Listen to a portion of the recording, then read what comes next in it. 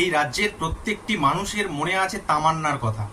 9 বছরের ছোট্ট একটি ফুটফুটে মেয়ে, যাকে খুন করেছিল উপনির্বাচনে জিতে বিজয় মিছিল থেকে বোম মেরে এই তৃণমূল কংগ্রেসের পোষা গুন্ডারা, রোহিঙ্গারা, যাদের নিরাপদ আশ্রয় স্থল হলো এই তৃণমূল কংগ্রেস দলটিতে, যারা অন্যায় করলে যাদের কোনো শাস্তি হয় না, যারা মনে করে যে বিনা পুঁজির ব্যবসা, এই দলে যোগ দিলে যে যেখান থেকে পারে লুটে নাও, নিজেদের পকেট ভরে নাও।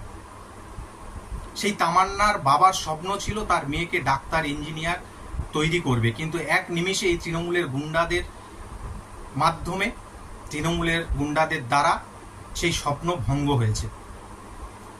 এবং এই সরকার বোম বাঁধায় মদত দেয় এবং গুন্ডা তৈরি করতে মদত দেয় এবং তাদেরকে এই দলে আশ্রয় দেয়। এই ধরনের অভিযোগ তামান্নার মা করলেন। চলুন শুনে নেওয়া যাক সেই ভিডিও। আমি গরিব পরিবারের মেয়ে, আমার মেয়েকে ভালো মতো মানুষ করবে, ভালো স্কুলে পড়াবে আমার মেয়েকে।